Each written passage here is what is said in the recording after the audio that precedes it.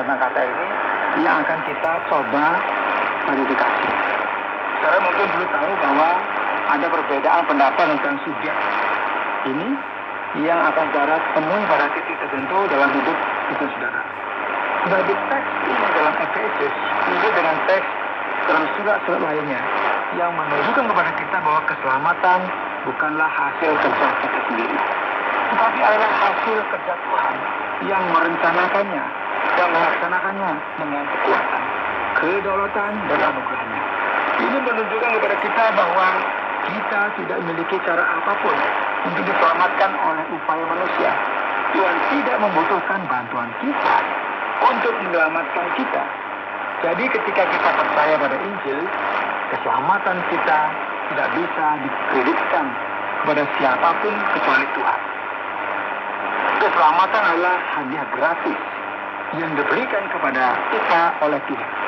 Ini bukan sesuatu yang diperoleh atau layak, karena kita layak. Bapa, Anak, dan Roh Kudus bekerja melalui waktu dan ruang untuk mewujudkannya. Dan kita bisa bergembira, bersukacita dengan kenyataannya bahwa kita adalah miliknya, karena Dia menginginkan kita dan memilih kita. Itu penjelasan dari ayat yang ke-6. Yuk, sambung ayat 7. Sebab di dalam Dia dan oleh darahnya kita beroleh penebusan, yaitu pengampunan dosa menurut kekayaan kasih karunia-Nya yang dilimpahkannya kepada kita dalam segala hikmat dan pengertian.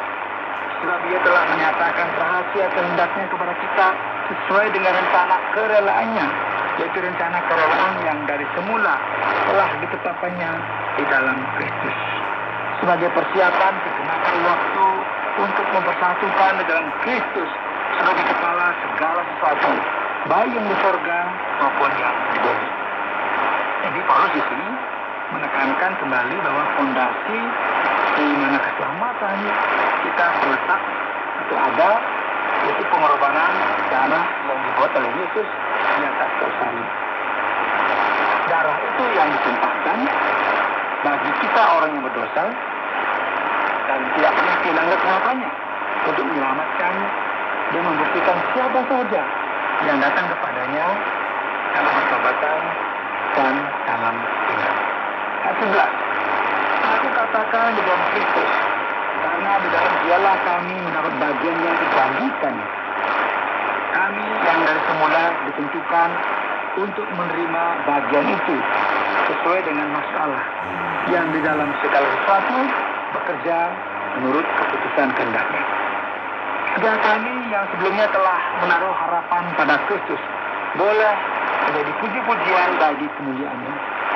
Di dalam Dia kamu juga, karena kamu telah mendengar firman kebenaran, yaitu Injil keselamatanmu.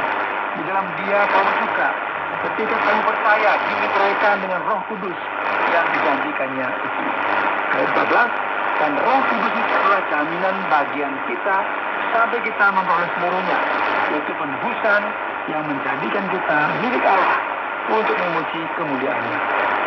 Sekarang saudara, orang ragu dalam berpikir ketika mereka mendengar kata ditentukan.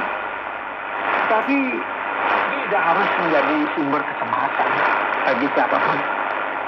Daripada kita menjadi takut, gugup tentang fakta bahwa Tuhan mendamaikan beberapa orang, kita seharusnya senang bahwa Tuhan mendamaikan siapa saja.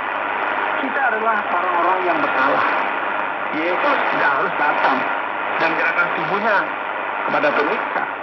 Dia melakukannya karena cinta yang sangat besar terhadap umat manusia dan mengajukan undangan terbuka yang akan kepada Bapa dan Injil. Siapapun yang harus, siapapun yang ingin dosa-dosanya diampuni, mari datang. Dia tidak akan dibuang.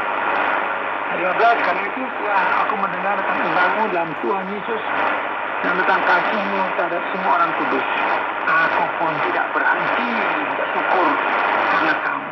Dan aku selalu mengingat kamu dalam doaku dan meminta kepada Allah Tuhan kita Yesus Kristus, yaitu Bapa yang mulia itu, supaya Ia memberikan kepadamu roh hikmat dan wahyu untuk mengenal Dia dengan benar, dan supaya Ia menjadikan mata hatimu terang, agar kamu mengerti pengharapan apakah yang kekayaannya, kemuliaan bagian yang ditentukannya bagi orang-orang kudus. Dan betapa hebat kuasanya bagi kita yang percaya, sesuai dengan kekuatan kuasanya yang dikerjakannya di dalam Kristus, dengan membangkitkan dia dari antara orang mati dan mendudukkan dia di sebelah kanan surga. Jauh lebih tinggi dari segala pemerintah dan penguasa dan kekuasaan dan kerajaan dan tiap-tiap nama yang dapat disebut. Bukan hanya di dunia ini saja, melainkan juga di dunia yang akan datang. Dan segala sesuatu telah diletakkannya di bawah kaki Kristus, dan dia telah diberikannya kepada jemaat sebagai kepala dari segala yang ada. Jemaat yang ada tubuhnya, yaitu kepenuhan dia yang memenuhi semua dan segala sesuatu. Demikian cara kita telah membaca dari surat Efesus pasal yang pertama, ayat pertama sampai dengan yang ke-23.